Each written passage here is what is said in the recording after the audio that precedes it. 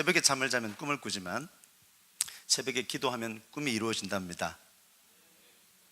할렐루야. 아이들 세대들이 있는데 너무 감사해요. 저도 아이 셋을 낳았습니다.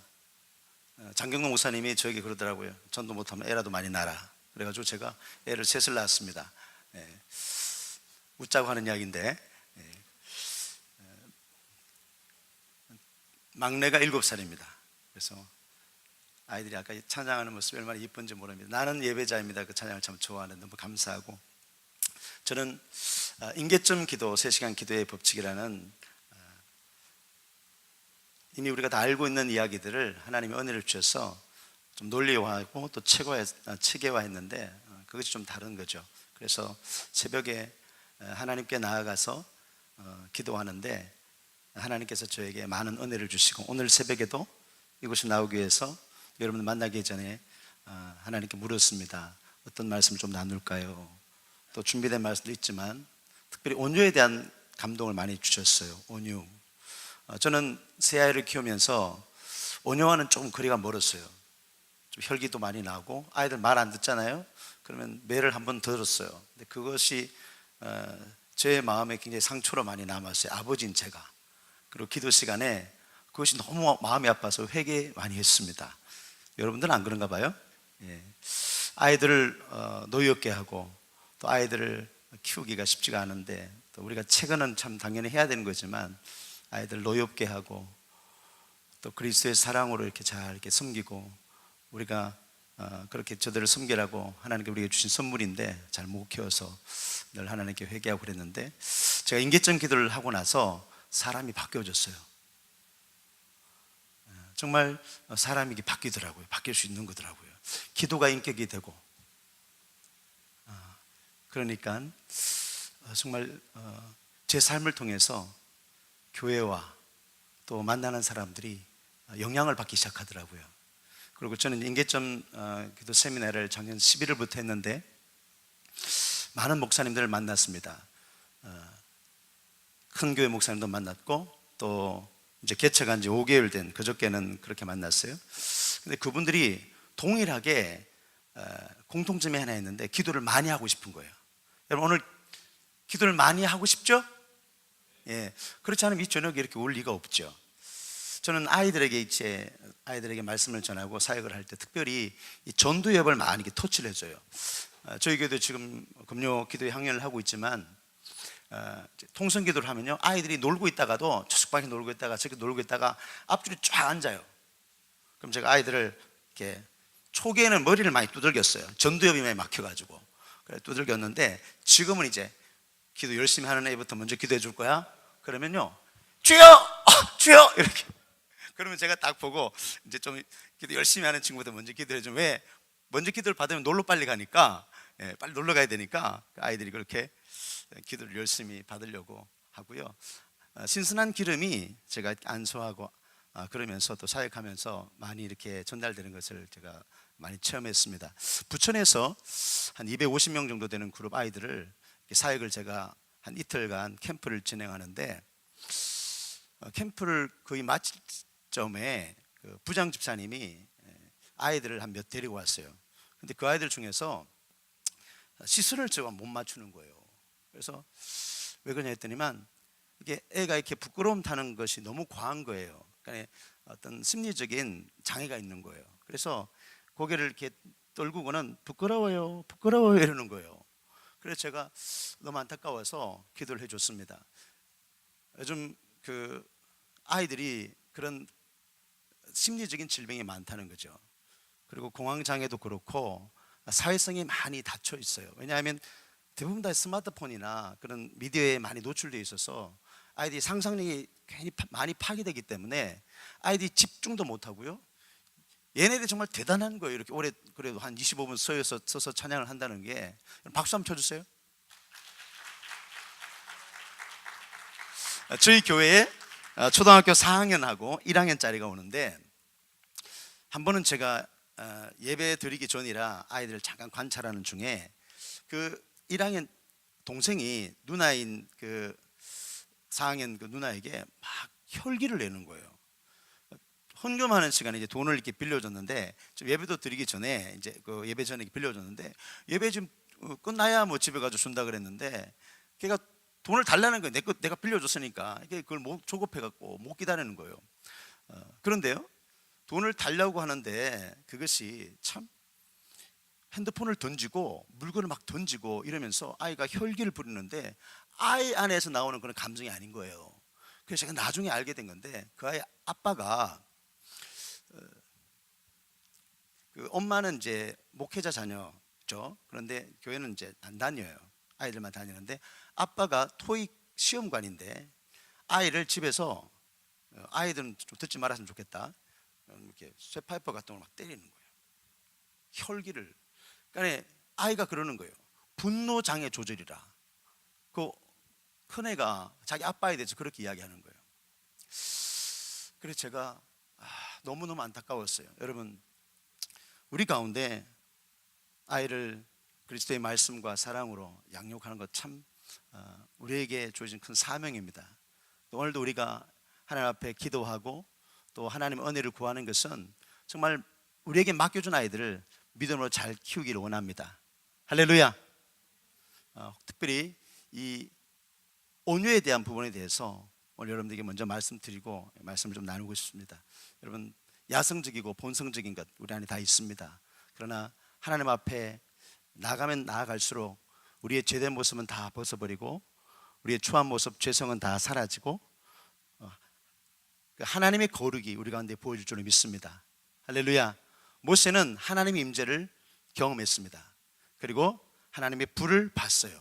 그리고 그가 애굽으로 보냄을 받았는데 430명간 묶여있는 그 수많은 사람들을 다 자유케 해줬어요. 시간이 문제가 아니고요, 방향이 문제입니다. 오늘도 우리가 하나님 앞에 기도로 나왔는데, 물론 제가 새벽마다 기도하는 시간은 3시간 기도를 합니다. 전에는 20분도 제대로 기도를 못했어요. 그런데 지금은 하나님 앞에 3시간 이렇게 무릎을 꿇고 기도합니다. 근데 제가 발견한 것은 이 임계점이라는 건데요, 이 백도시에 물이 끓듯이 분명히 기도도 임계점이 있다는 겁니다. 계시록 5장 8절에 보면, 5장 8절에 보면 그 성도들이 기도하면 천사들이 금대접에 우리의 기도를 담는다는 거예요. 그리고 계시록 8장 5절에 보면 그것을 하나님께 가지고 올라간다는 거예요. 그리고 그게 다 차면 붙는데요, 번개와 엄성과 그런 어떤 우레들이 땅 가운데 일어나는데, 저는 그것을 기적이라고 믿게 되었습니다. 브루스 윌킨슨이 쓴 야베스의 기도 보면 존이 천국 간 이야기가 중간에 예화로 들어가 있는데, 존이 천국에 갔습니다. 근데 참 베드로가 아주 친절하게, 사도 베드로가 친절하게 그 천국을 잘 소개해주고 곳곳을 구석구석을 이렇게 구경시켜 주는데, 한 창고를 이렇게 지나게 되잖아요. 근데 그 창고는 그냥 지나가자는 거예요. 그래서 이제 야베스 그 존이 좀 궁금하니까 좀 보여달라고 그렇게 뭐 때를 쓰다시피 해서 그 창고를 들어가게 되는데, 그 창고는 문이 하나가 있습니다. 아주 길고 큰 창고인데, 그게 들어가 보니까 빼곡히 빨간 리본에 하얀 상자가 가득히 있는 거예요. 그리고 이름들이 다 적혀 있어요. 존이 궁금해서 혹시 내 것도 있냐고 이렇게 물어보니까 있다고, 자꾸 구석에 있는 거예요. 그래서 존이 가서 그것을 열어보는 순간 베드로의 표정 열어보지 말지. 그 존이 그것을 보는 순간에 너무 놀란 거예요. 그 상자 안에는 존이 땅에서 살면서 행복하게 살기 위해서 필요한 모든 하나님 복이 그곳에 있는 거예요. 그 상자는, 그 창고는 어떻게 보면 기도의 응답으로 받을 하나님의 복이 그곳에 있는 거죠. 여러분, 우리가 오늘 이곳에 와서 기도하는데 우리의 기도가 땅에 떨어지지 않기를 축복합니다. 어린아이들이 지금 많이 있는데, 사무엘은요, 사무엘상 3장 3절에 보니까 하나님의 등불은 아직 끄지지 아니하였으며 사무엘은 하나님의 궤에 있는 여호와의 전 안에 누웠더니, 어릴 적부터 하나님 전에서 자라죠. 그리고 그가 하나님의 법궤 옆에서 잠을 자게 됩니다. 법궤는 하나님의 임재를 상징합니다. 하나님이 그곳에서 말씀하시고 우리를 만나 주시죠. 근데 사무엘은 어릴 적부터 그렇게 자랐는데 나중에 사무엘은 그곳에서 하나님의 음성을 엘리 제사장도 듣지 못하는 이스라엘의 미래에 대한 예언적 말씀을 하나님부터 듣습니다. 그리고 사무엘이 자라나서 이스라엘 리더가 되었는데 그의 말이 한마디도 땅에 떨어지지 않았어요. 할렐루야. 그리고 그가 나중에 이스라엘을 위해서 기도하는데요, 기도에 쉬는 죄를 범하지 않겠다고 하나님께 고백하는 거예요. 여러분, 우리는 우리 기도하기도 바쁘고요, 우리가 기도한 것에 대해서 참 응답에 관심이 많지만 그것도 제대로 다 못 받고 못 누리는 거예요. 저는 인계점 기도라는 것을 발견하고, 인계점 100도씨는요 99도에서도 물이 안 끓죠. 100도에 물이 끓습니다. 이것은 다른 것으로 설명할 수 있는데 상태의 변화예요. 액체가 기체가 되듯이 상변화예요. 그리고 경제적인 용어로 선순환이에요. 계속 잘 된다는 거예요. 저 아내 이름이 선순입니다. 선순. 하나님의 복은요 점점 더하여 크게 되는 줄로 믿습니다. 제가 상하이에서 부흥회를 인도하는데 그는 한국 기업의 주재원들이 대부분이었고 또 법인장도 또 많았어요. 근데 제가 첫날 낮에, 저녁부터 집회가 있는데 월요일 낮에 식사를 대접하시려고 하는 집사님, 최 집사님이셨어요. 그분이 법인장이셨어요. 그런데 그분이 뭐 부족한 것이 있겠습니까? 뭐 상하에는 우리가 생각하는 그 어떤 수준의 이상이었어요. 그런데 그분이 살면서 뭔가 1%가 부족하다는 걸 늘 느끼고 있었던 거예요. 그래서 하나님의 음성을 기다리고 있는데 제가 부흥회를 하는 기간 동안에 그 말씀을 딱 잡는 거예요. 그리고요 부흥회 끝나고 놀라지 마세요. 뭐 다들 뭐 법인장 정도 되면 사장이잖아요. 근데 그렇게 바쁜 사람들이 새벽 3시 반부터요 모여서 3시간 기도를 하는 거예요. 놀라지도 않네. 13명이 모였어. 낮에 그분들이 열심히 일하지 않습니까? 근데 한 번은 또 마지막 날 마지막 날 전에 저녁 식사를 대접하는 집사님들이 남자 안수 집사님들이에요. 근데 그분들도 다 대부분 그런 분들이에요. 그런데 저한테 그렇게 질문하는 것이, 목사님 어떻게 하면 직장에서, 어떻게 하면 가정에서 기도를 많이 잘할 수 있습니까? 그런 질문을 저에게 하는 거예요. 저는 너무너무 대단하고 귀한 분들을 만났어요. 이번에 성동구에서 지난주에 부흥회를 했는데 거기는 한양대의 박사원, 그러니까 물리학을 전공하는 이제 박사를 준비하는 청년 한 명이 왔습니다. 근데 제 이야기를 듣고요 지도 교수에게 특별히 이야기해가지고 낮에 세미나 때 왔더라고요. 그리고 그 친구가 평생 새벽 기도를 자원하는 거예요. 제가 부흥회 가면 꼭 기도하죠. 오늘 제가 여러분들에게 먼저 온유에 대한 말씀을 드린 것처럼 분명히 들어야 될 분이 있을 거예요. 근데 그때도 평생 새벽 기도를 작정시켜라, 그런 감동이 저에게 오는 거예요. 저는 이런 사람이 아니에요. 기도는 노동이라고 알고 그냥 박혀있던 사람이에요. 세미나를 하는 중에 어떤 목사님이 평생 목회를 하셨는데요, 그 목사님이 앞에서 간증을 하는 거예요.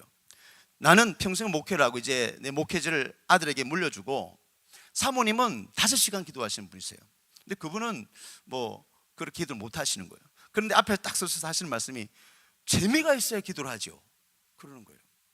우리 대부분은요 이 패러다임의 전환이 필요합니다.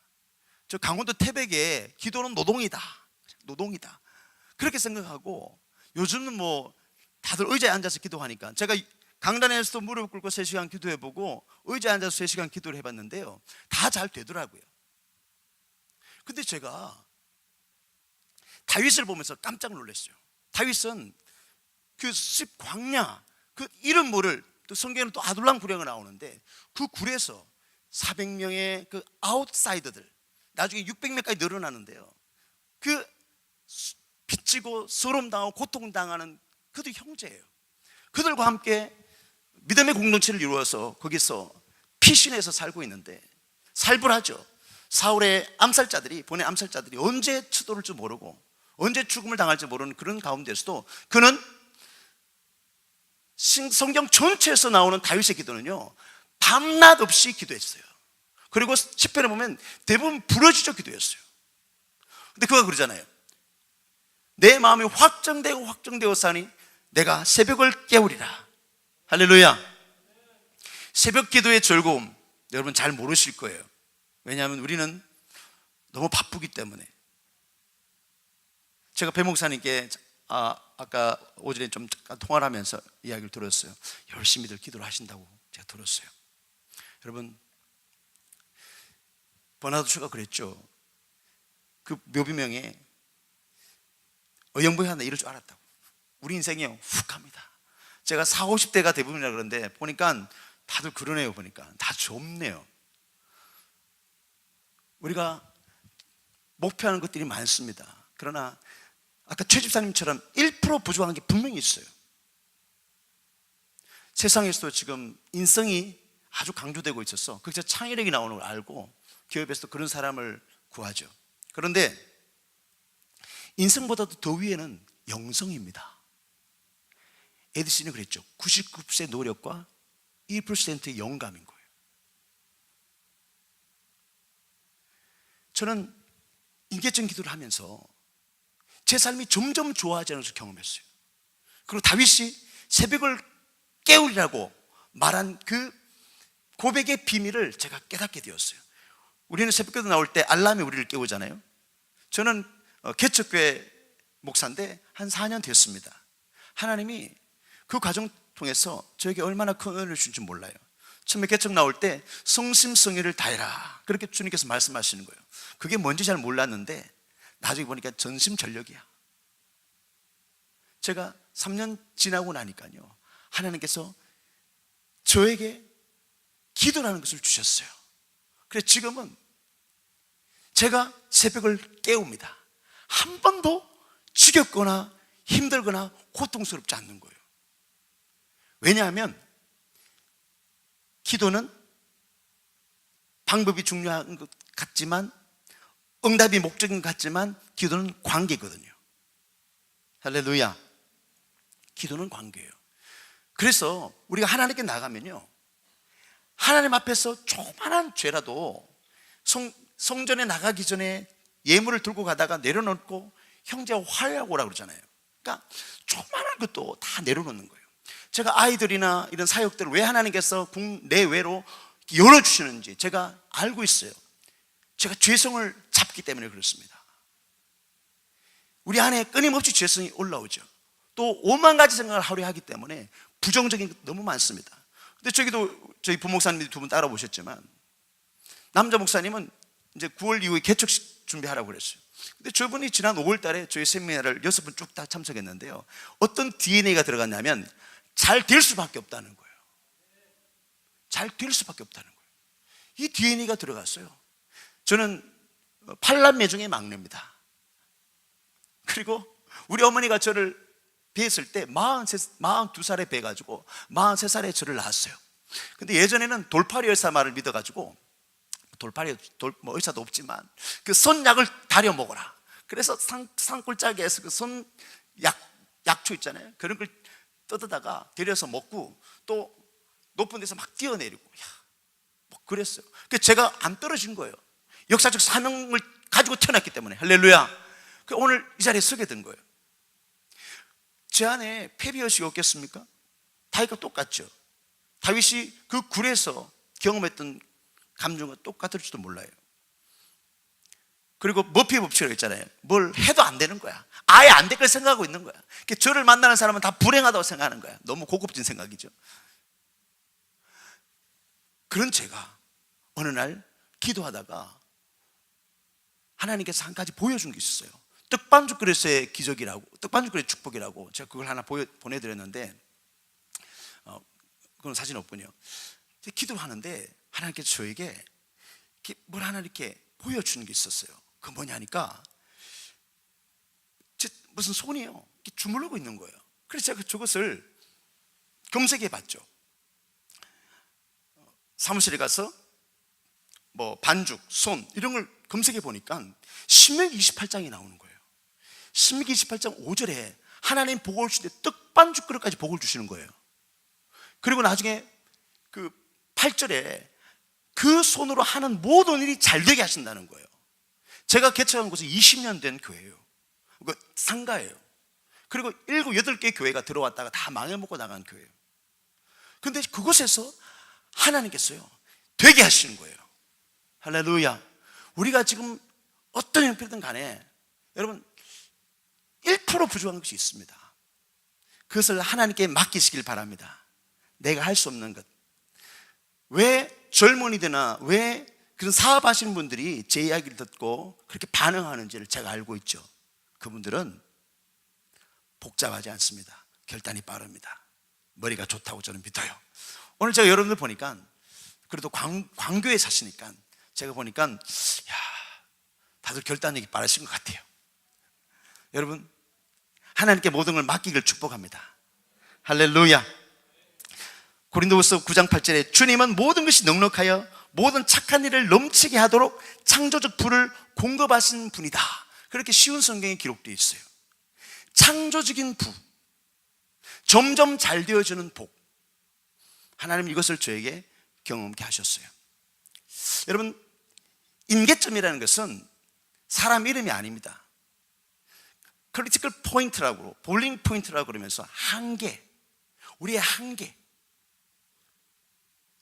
한계죠. 그리고 제가 이 타이틀에 법칙이라는 것을 붙였어요. 법칙은요 진리성을 포함하고 있습니다. 시간이 지나도 바뀌지 않습니다. 여러분 아이작 뉴턴이 17세기 1655년경에요 그 만류익의 법칙이라는 것을 발견하게 됩니다. 발견이죠.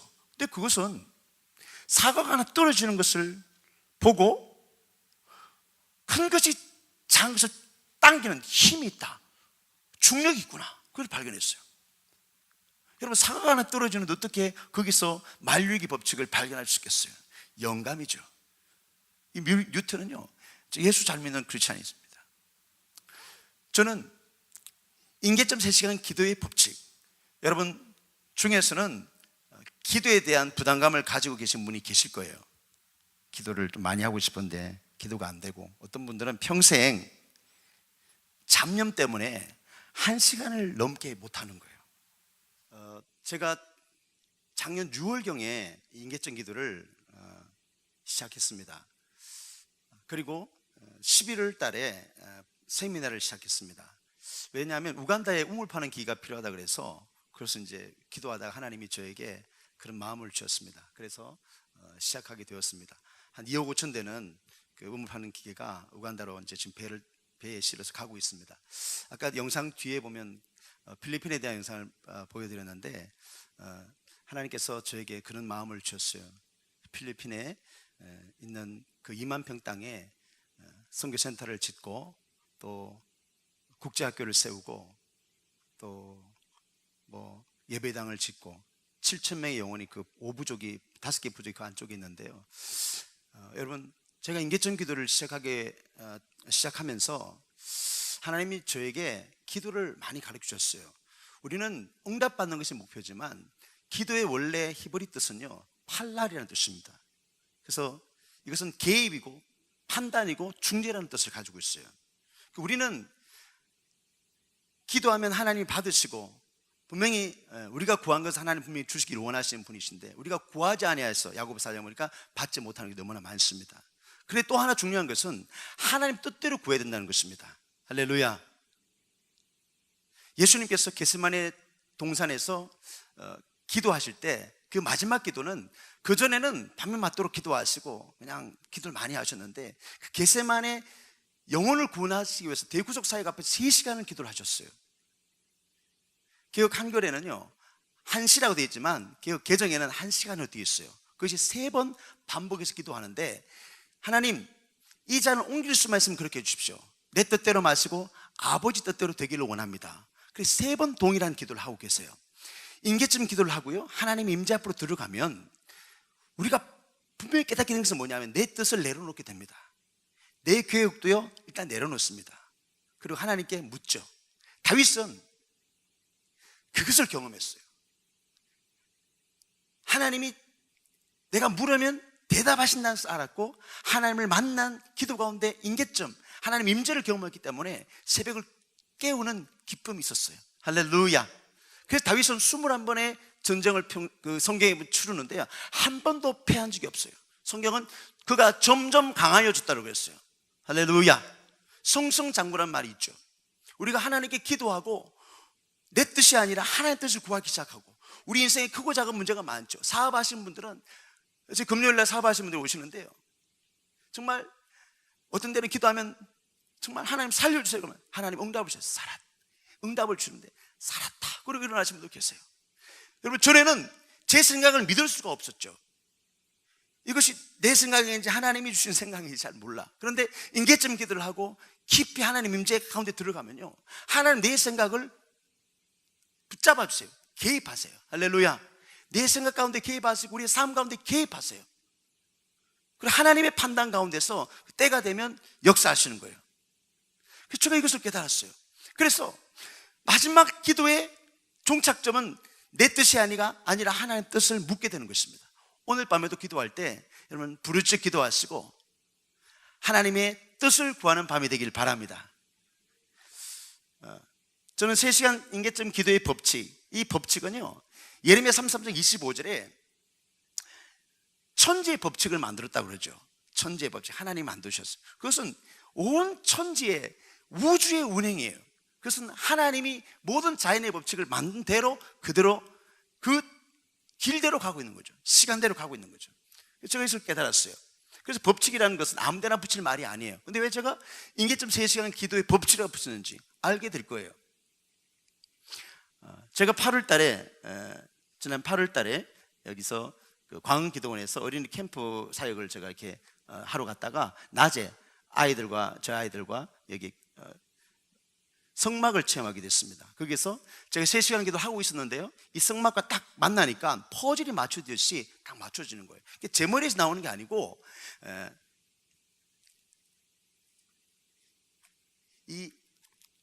이런 어떤 내용물이 사실 하나님 주신 영감이 있어요. 그래서 여러분, 우리가 임계점을 통과하고 깊이 있는 기도를 하면 하나님이 분명히 우리의 삶 가운데 개입하시고 우리의 생각을 붙잡아 줄 줄 믿습니다.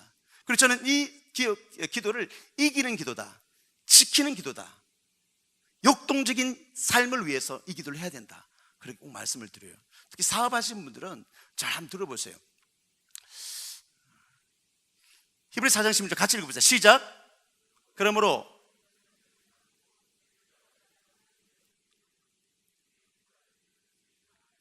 때를 따라 돕는 은혜죠. 때를 따라 돕는 은혜를 얻기 위하여. 때를 우리 잘 몰라요. 타이밍을 몰라요. 하나님은 타이밍을 아시는 분이세요. 이던 장로님이라고 전 무역센터 부총재였던 그분은 워싱턴에서 뉴욕까지 매일 출퇴근하는 분이에요. 비서가 3명인데 15분 간격으로 스케줄을 조정하는 분이에요. 그런데 그분이 매일 새벽마다 2시간 반 이상 기도하고 출근하는 거예요. 그런데 커피를 너무 많이 마시니까 부인 되시는 분이 커피 그만 마시라 잔소리를 하는 거예요. 그날도 이제 워싱턴에서 티켓팅하고 이제 잠깐 시간이 남아서 매점에서 커피를 시키려다가 안에 잔소리가 생각나서 얼음을 넣은 딸기를 시켰다는 거예요. 부인 말을 잘 들어야 돼요. 예. 그걸 먹었는데 그걸 시켰는데 점원이 또 좀 일한 지 얼마 안 돼서 좀 서툴러요. 시간 좀 가고. 그런데 그걸 신경 써서 맛있어서 그런지 그걸 먹는 순간에 아다리가 된 거예요. 아다리. 그래 화장실 가기 시작했어요. 그래서요, 결국은 비행기를 놓쳤어요. 그날 2001년 9월 11일 84층에 정확하게 비행기가 꽂혔잖아요. 9.11 테러 때 13명의 임력은 회의가 그날 이 이유던 장로님 주재해야 될 상황인데요, 자기도 살고 그분들도 살리고 이기는 기도뿐만 아니라 지키는 기도라는 것이 그것입니다. 비행기를 타는 게 맞지만 타지 못하게 된 것, 그는 2시간 반 이상 새벽에 기도하는 사람이었어요. 타이밍이죠. 하나님은 우리의 삶 가운데 정확한 타이밍을 아세요. 지금 해야 될지 말아야 될지. 다윗은 전쟁하러 나갈 때 늘 하나님 앞에 앉았어요. 법궤 앞에 앉았어. 하나님, 올라갈까요 말까요? 하나님 말씀하시죠. 올라가라. 여러분, 하나님은요 말씀을 많이 하시는 분이세요. 그래서 하나님은 수다장이라는 그런 표현도 있잖아요. 그런데 제가 보니까 하나님은 말씀하기 전에 항상 우리에게 먼저 기다리세요. 우리에게 기다리는 것은 묻기를 기다리세요. 하나님 어떻게 할까요? 한번 따라해보세요. 하나님 어떻게 할까요? 그렇죠. 다윗은 그것을 잘했어요. 하나님께서 말씀하시는 대로 그거 했기 때문에 모든 전쟁에서 승리할 수 있었고, 결국 아둘람 굴이 동굴이었지만 터널이 되어서 왕궁까지 가게 된 줄로 믿습니다. 때를 따라 도시더네 은혜의 보좌 앞에 담대히. 담대히는요, 담대히는 포효한다는 뜻이었어요. 우리가 기도할 때 조용히 기도하는 것도 참 좋습니다. 근데 한국교회가 1990년 이후에 묵상 기도가 들어왔고 관상 기도가 들어왔고요, 많은 기도를 수입해 왔습니다. 그러면서 소리를 잃어버렸어요. 부르짖는 기도를 잃어버렸어요. 목사님 말씀하시는데 많이 부르짖는다 그러시는데요, 점점 더 여러분, 여리고는 소리 질렀어 무너졌어요. 할렐루야. 여러분, 제 안에 얼마나 패배의식이 많았겠어요. 부정적인 생각이 얼마나 많았겠어요. 막내둥이라니까, 기가 많이 죽었다니까. 어머니가 초등학교 5학년 때 돌아가셨어요. 여러분, 그런데 제 안에 얼마나 그렇게 많았겠어요. 그런데 자신감도 많이 죽었고, 그런데 제가 부러지는 기도를 하면서 내 안에 있는 모든 두려움이 빠져나간 것을 경험했어요. 20년 동안 왜 그 지하상가에 교회가 안 되냐면 두려움의 영이 존재하더라고요. 영적인 전쟁이 반드시 있습니다. 과거에 기도 많이 하신 분들 지금 기도 못 하신 분들 있더라고요. 왜? 두려워요. 우리가 부르짖어 기도하면, 하나님께 소리를 내어 기도하면 하나님께 내 안에 있는 모든 두려움을 뽑아내 주세요. 할렐루야. 여러분, 그래서 우리가 무엇을 하더라도 잘 할 수 있게 되고요, 우리의 생각을 믿게 됩니다. 저는 지금요 저의 생각을 믿어요. 왜냐하면 하나님이 내 생각에 개입하시면 알 뿐만 아니라 나와 내 사역지와 아내도요, 고속도로 왕복 8차선에서 편도 4차선에서 사고가 났어요. 차는 폐차시켰어요. 그런데 아내는 살았어요. 하나도 안 다쳤어요. 제가 기도했거든요. 하나님, 천사들을 보내어 지켜주십시오. 여러분, 천사를 믿으세요? 구약에도 신약에도 존재하는 천사가 분명히 있습니다. 하나님 누굴 통해 일하시겠어요? 우리가 기도하면 하나님 천사를 통해서 일하는 줄로 믿습니다. 할렐루야. 부르짖어 기도하니까 내 안에 있는 모든 부정적이 다 빠져나가고요, 자신감이 생기고, 또 하나는 창조적인 부가 내 삶 가운데 임하기 시작하는 거예요. 인계적인 기도를 도전을 받고 가서 기도하시는 분들이 그런 피드백이 많이 올라와요.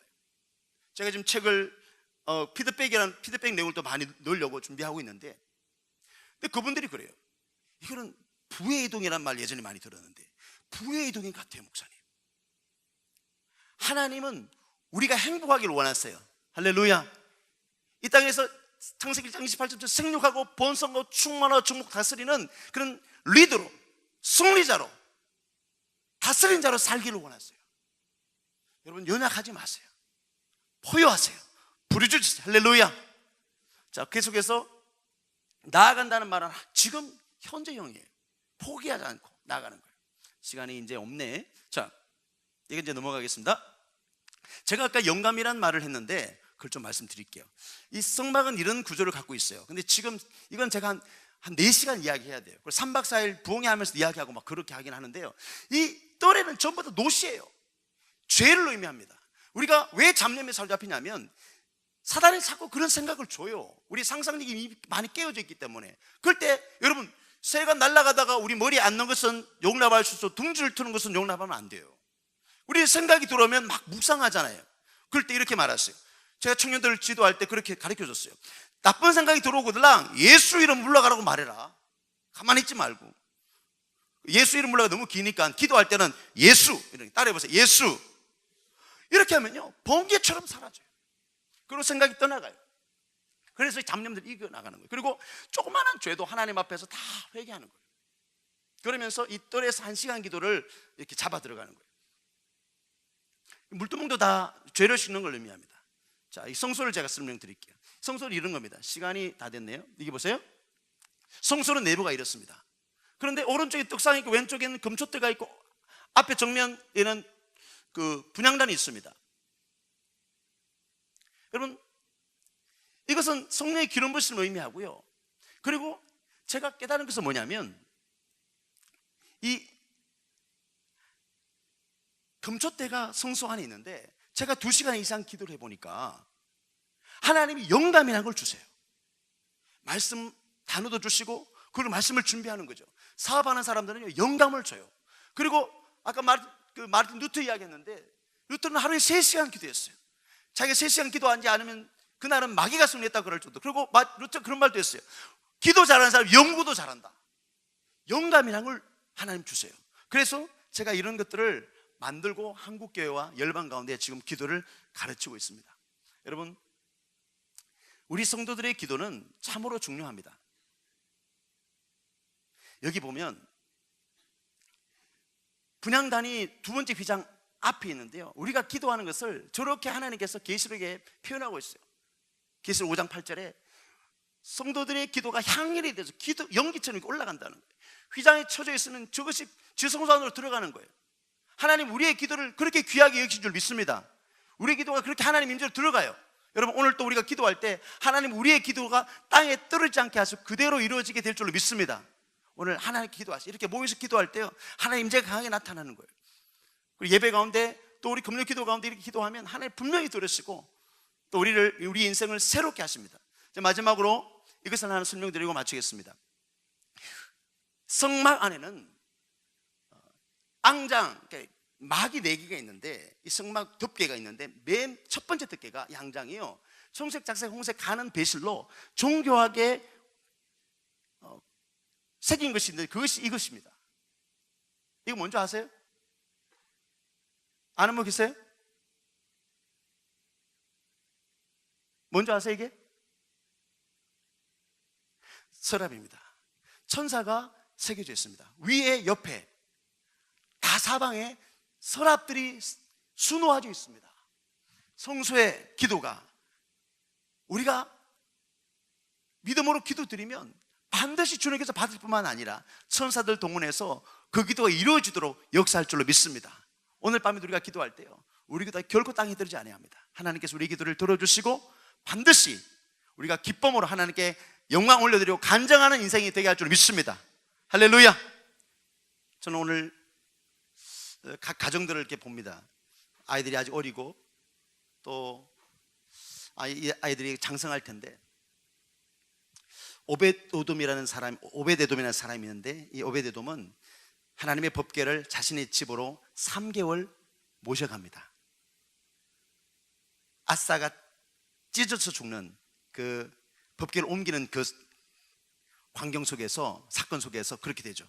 오벳에돔은 아무도 그 법궤를 옮겨가지 않을 때 오벳에돔의 집에 법궤를 옮겨갑니다. 3개월 머뭅니다. 하나님 임재가 그곳 가정에 풀어졌습니다. 그 놀라운 것은 그 가정에 하나님 복을 주셨어요. 62명의 자녀 가운데 전부 다 능력자들이 되었고 문지기들이 많아요. 여러분, 다윗 정치는 성정 준비이기 때문에 장관보다 높아, 문지기란 것이. 그리고 62명 중 한 명도 빗나간 자녀가 없어요. 할렐루야. 아이들도 하나님께 맡겼어요. 아버지가 어떻게 하냐에 따라서, 엄마가 어떻게 하냐에 따라서 여기 올라왔을 때하고 밑에 내려갔을 때 예배가 같아야죠. 성전에 있을 때하고 집에 있을 때하고 예배가, 삶이 같아야 되는 거예요. 자녀들이 그것을 보는 거예요. 우리가 하나님 임재 가운데 들어가는 귀한 시간 되기를 축복합니다.